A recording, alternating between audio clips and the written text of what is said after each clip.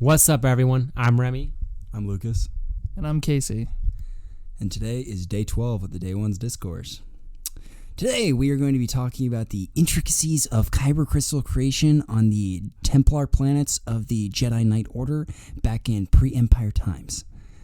Remy, you begin the essay. Strap in, load into your speeders. We're going to go pod. All right. Before we lose all of our listeners right now, we're totally teasing you guys. So we were thinking with the new Star Wars movie coming out, the final trailer just releasing, we want to talk about since this massive series franchise has influenced our lives so much over the past few years, kind of what our thoughts are on the upcoming movie, what our thoughts were on the last movies, and what we'd like to see in the future. So. Yeah, Remy, start. All right. So my own personal opinion is that these last three movies have been, or those last two movies, have been pretty okay. I mean, they haven't really been too bad. They've added some interesting elements, like having Leia and Han Solo having a kid, which was interesting, and him becoming a villain. His whole premise, though, of being a villain seems kind of super lame, where he's just following in his grandfather's footsteps, the person he never even met. He worships the helmet of it. Just seems weird to me. That's like a really weak villain, and he's just way too emotional and weird, and it's just a symbolic. His motivations seem really cross. Yeah, I mean, he doesn't know what he wants at any given time, which is just kind of weak as far as storyline writing goes. Yeah, so the last few movies have been really inconsistent, following the same Star Wars universe as the first six movies. For instance, back when he killed Snoke, he was able to twist a lightsaber with the Force and turn it on, which to me is a little unrealistic, because if Jedis were in fact able to do that, an entire Jedi fight would be them turning on and off each other's lightsabers, and that wouldn't be any fun to watch. And why didn't they do it in the previous episodes when they're fighting each other? So to me, it was his lightsaber, correct? No. Oh, it wasn't? No. Yeah, never mind. It was Rey's lightsaber, if I remember correctly. Okay. So, it just doesn't make sense to me why that he could do that now. We've never seen that happen before. Along with the whole Finn surviving in the last movie. Oh my gosh! Don't get me started. Like, he was about to sacrifice himself to save hundreds of people, and then he was stopped from doing that because the line of you need to save yourself to save others, and then those other people died, doesn't make any sense to me. So that also thing doesn't make a whole lot of sense, the last few movies. But with the new movie coming out, I hope they have some interesting build-offs of his storyline, and they should, because the last part of the movie kind of reinforced that they're going to build something out of him. So I'm excited to see where that leads to. I will say I like the first movie of the recent ones that came out. When that one dropped, I remember I saw the first trailer and I was like, oh my gosh. Like when Finn raises the lightsaber in the middle of that snowy forest, he turns it on. I was like, holy hell, this is going to be so sick. And I was really excited for that one. And I thought that movie was good. Like, it had some nice parallels to A New Hope. However, I did feel like it was definitely kind of a ripoff of it, just because it followed a very similar storyline. However, it did introduce like the new... what is it, like the generation of heroes is what they're calling it or whatever, and then I felt like the second movie was just terrible. Like, it just absolutely paled in comparison to that one, and that one was like not even as good as the originals, so I was pretty disappointed by that one. It was like all the cool things in Star Wars, except like one of the coolest things in Star Wars is like the fact that they have outer space, like fighter ship battles and like that kind of stuff, you know, like the space battles.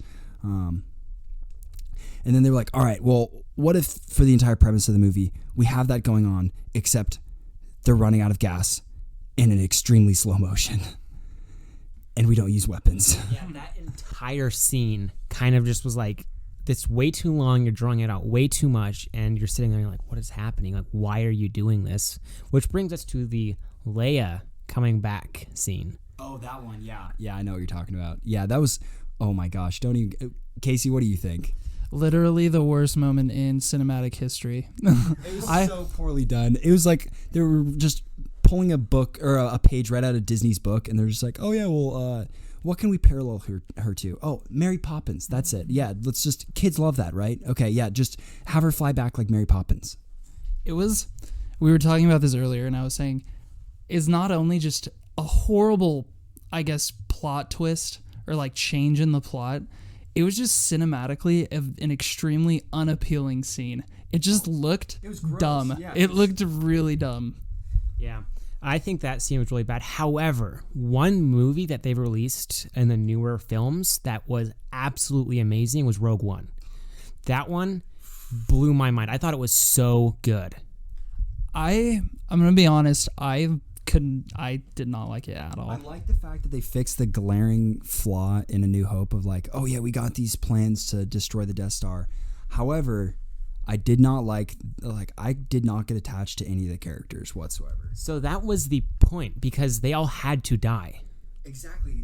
Their deaths would have been so much more meaningful, and the movie would have had so much of a more of a climactic ending had I actually been attached to the characters. But I was like, oh, they're dead. Okay. When the movie ended, I just sat there like I wasted 2 hours just sitting here watching a movie that had no real I guess stake in the Star Wars story. Mm-hmm. In my opinion. I mean, there's a lot of people that argue against that because Rogue One has like insane ratings comparatively to other Star Wars movies recently, but I just didn't like it. Cinematically, it was really cool. Yeah. Like a lot of the scenes that they had in the movie were really well done, and like the shots that they had in there were just absolutely stellar. And I don't remember the name of like the big robot that was in there that was just hilarious, like just throwing out all those like really funny little like one-liners. I like that presence, but other than that, I just wasn't really wild about, I guess, the storyline of it. Fair enough. How'd you guys feel about the Solo movie?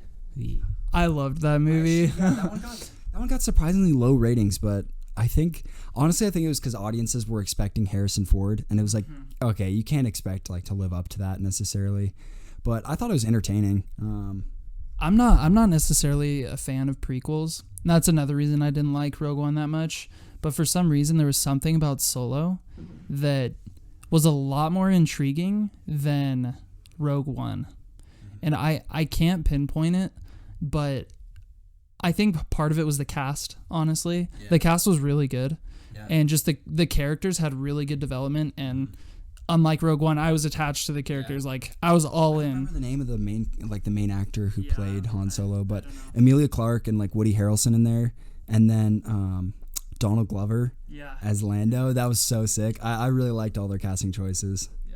Yeah, I think they did a really good job with it, and I've always been interested on Han Solo's backstory because you hear a lot about it in the 4, 5, 6, but you don't really, get a whole lot of like good insight on it. So I'm kind of excited to see where they go with that, and seeing how they progress from there.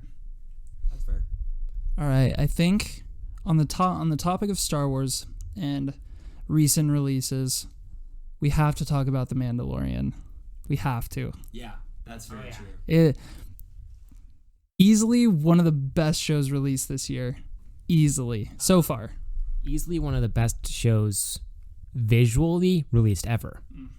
I agree with that. I think it's so well done. Like the first few scenes of The Mandalorian are just absolutely killer. They draw you in so well. And just like without spoiling anything, like for all the viewers who have not yet gone out and had the chance to watch it, definitely go check it out because it's so cool to watch. It doesn't feel like a TV show. It feels like you're watching a movie. Like, yeah, the episodes are short, which kind of sucks. I wish they were like an hour long, but it at no point has it had that feeling that you're watching like a cookie cutter episode of some TV drama. It's just it's engaging, it's beautiful, the characters are awesome. Baby Yoda. Oh my gosh, Baby Yoda is just, that's the whole reason why I watch the show. If Baby Yoda drops off, I will stop watching it. Like I love The Mandalorian, but Baby Yoda is the reason for the show now for me. Yeah, I personally, a little bit different than Lucas. I think Baby Yoda's cool, but it's not the reason I'm watching it. I've always been super interested in like the Mandalorian culture, and being able to learn about it, I think is super cool. And they have some really interesting points and like explanations about that whole culture, which is cool. And the only ones previously we had ever seen were Boba Fett and Jango Fett. And since Boba Fett was just a clone, it's kind of interesting to see how that culture lived and how they got their reputation, because their reputation was big, and that was the whole reason Boba Fett and Jango Fett were such big roles. So I think that was super cool that they've introduced that whole entire thing. My only thing about it is, and I don't really personally have a problem with it, but I know like my dad, who's a huge Star Wars fan, has an issue, is there's not a whole linear story that we know of yet. And we're kind of just watching, waiting for something to happen, but we're not quite sure what's happening, which for me is cool, because like it's catching me. I'm like, okay, what's going to happen? I have to watch the next one because I don't know what's happening. But, you know, some other people like, okay, there's no story. Why would I watch this? Say there are some scenes that are like kind of cheesy. Like they have like the, like when they have the one scene at the end of the third chapter. I don't want to spoil anything, but like think of the very end. Yeah. Do you guys know what I'm talking about? Yeah. It was just like, it felt very Disney.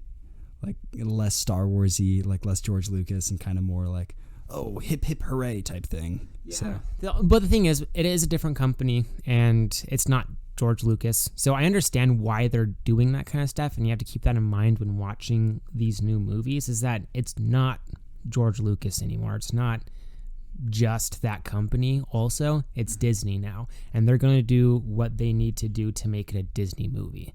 And I think a lot of people are mad that all these new movies aren't like the old ones because there's those new aspects of it. But I think it's kind of like when a new musician or a new band releases a new album and it's different from their last one. Well, there's different influences now. There's different things that people want. So that's the way I see it. I remember when the Force Awakens was coming out, and when Disney had bought Star Wars, and all the memes people were making memes just about how they're going to turn into a musical and just completely like trashing on Disney and what they were going to do with Star Wars.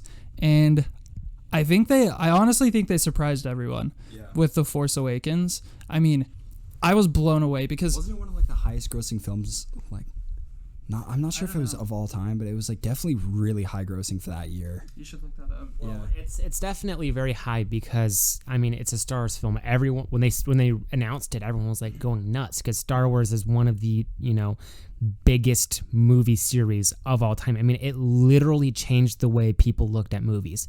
Back in the 70s when they released the first movie, the lines to see that movie were down the street, around the corner, and movie theaters weren't all that big at the time. And people, when they saw that, they were like, this is crazy. The effects and stuff. So I think a lot of people remember when the first one came out.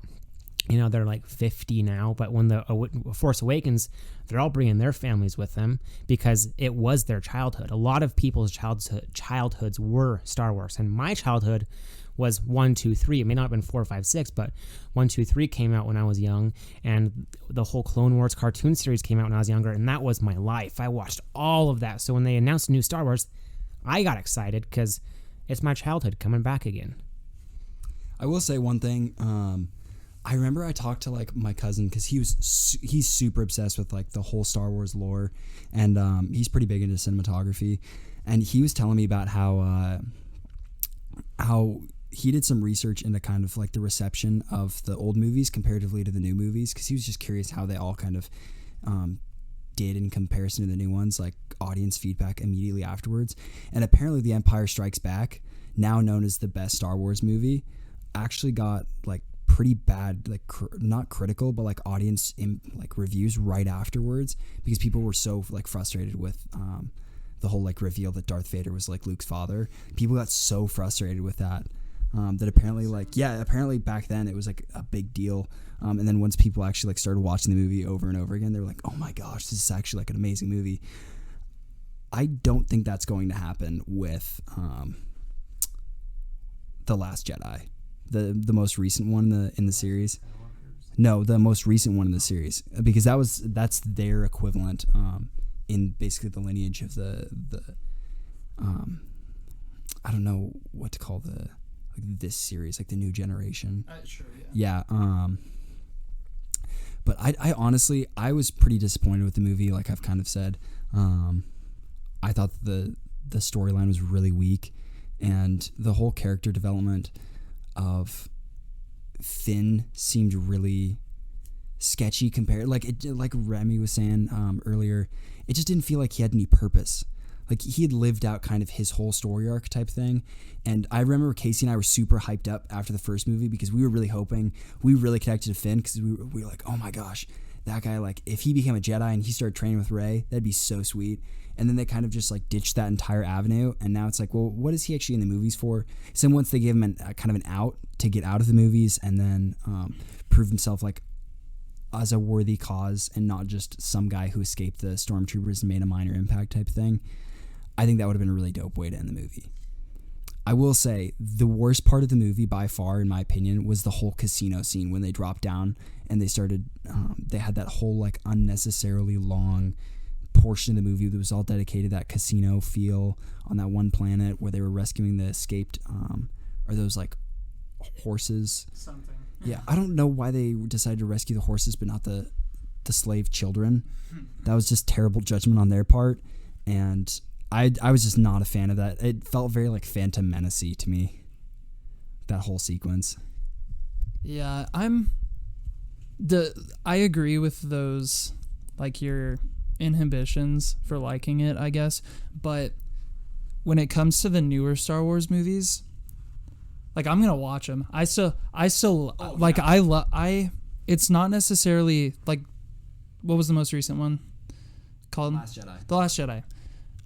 Like, I liked it. I watched it, and I really liked it. And the main reason that I like the newer ones is because it's basically taking us back into a world in a different sort of, and like shedding a different light on it, in a sense that back when Star Wars first came out, obviously technologies weren't as advanced as they are now for creating movies. Yeah, their special effects were average. At the time, amazing. Mm-hmm. But now, bad. Mm-hmm. And the main appeal for me when they were coming out with these new movies was I get to see this world that was created this long ago in a modern way. Mm-hmm. I get to see it cinematically. I get to see it with better effects. Mm-hmm. It gave it like a more real feel to me. Yeah. Whereas I felt like disconnected from the other movies, even 1, 2, and 3. Like they're definitely dated. They're dated to their time for sure. Yeah, and it just felt weird, the old ones, but these ones, it just made it feel so real. And that's what I really liked about it, and that's why I was like, oh my gosh, I want to see it, because it's like it really makes it feel like you're there, as opposed to this disconnect. Like, oh yeah, this is Star Wars. This is a fantasy world where you feel more connected in the new ones. That's why I liked them so much. But yeah, I definitely agree. I think the cinematics are super cool, and I really enjoy what they're doing because it feels a lot more real, like it's happening, than the other movies were. Mm-hmm. And I think that's super cool. So there's a new Obi-Wan solo movie coming out soon, right? Are you serious? I think so. Isn't that what I heard? Do you guys not hear of that? No, I haven't heard of that either. That's wild. Yeah, I'll have to look it up sometime. But I that's what I heard, is that there might be an Obi-Wan movie coming out. Would it be reprised by Ewan McGregor? I think so. I think cool. I like him. Yeah, I just like him as an actor. I think he's a likable guy. Yeah, that'd be super neat. And there's one thing that could be said about Star Wars and having really good actors, minus Hayden Christensen. Personally, I think that decision was really bad. But overall, they've had really good actors for all the movies. I agree with that. I will say, we were talking about it beforehand a little bit, and one thing that we would love to see is just a standalone, like, way prequel movie that completely ignores the entire Skywalker lineage and goes strictly into, like, a Star Wars version of, like, Logan, almost. Like, I'm not sure if you guys are very familiar with the whole, like, Logan premise of they take Wolverine and then they age him, and it's a rated R version of this movie, and it's so gory and graphic, and it gives a really raw, dark, like, pretense to this character. I think it'd be really cool if they did that with a prequel to, like, the Jedi Order, and they show like them, like the Sith back in the old days of like the Jedi temples and like that kind of stuff. Them like the Sith trying to break in and like steal the texts or whatever. I think that'd be super cool to just see a rated R, just blood and gore, just utterly graphic movie. I think that'd be so sweet. Yeah, because Star Wars has always been this kind of lighthearted thing, whereas it's more an entertainment and like fantastic fantasy world, like, whereas there could be like a really dark, like there could be a huge market for that too. Yeah. Like, I mean, the entire like the premise of the world could be really dark as well. So I think that'd be so cool. Yeah, I mean, if you think about it, the whole like Jedi Order was there for hundreds of years before even the first Phantom Menace movie, and you have all those years just to create this really cool story about Jedis and the gray Jedis as well. You know, like the people who ride the line between the Sith and the Jedi Masters. You know, it's there's a lot of stuff they can do, and it was actually really funny. So the director of that was directing all the Star Wars movies. They're saying, "Oh, it's so hard to write these movies because there's just nothing to build off of. Yet there's all these Star Wars novels, all these Star Wars comics, all these Star Wars games that were released that are considered to be a part of the Star Wars universe that they could build off of, and they have all this material that I think they could really have a lot of fun with and bring a lot of people into." Yeah, I think the Star Wars universe inherently is dystopian, and I think they could really build off of that in a separate movie. I mean, if you take like almost like an Assassin's Creed type look at it, where you have like someone who's actually like their entire life has been basically dedicated to like the Jedi, and they are just raised to like be more of like a Jedi warrior, like assassin type person, and they are just like out to carry out the Jedi's like more political missions or something like that. I think that'd be really interesting to see. I'm just imagining it now, and that world would be so sick. Well, that's about it. If you're interested, I would highly recommend watching Screen Rant pitch meetings about the new Star Wars movies. We reference them a couple times in there, and if you watch them, you might catch it. But they're really good, and they explain a lot. Fair warning, they might trigger you if you really like the movies. So, yeah. Alrighty, let's get into song recommendations for this week. Mine is Dissolve by Absofacto. Mine is Love Someone by Lukas Graham. We might have mentioned it before, but I really like the song, so. Cool. Yeah, mine's going to be Fever by the Pressure Kids. Great song. Excellent. All right. Thanks for tuning in, guys. Thanks for listening. See y'all later. See ya.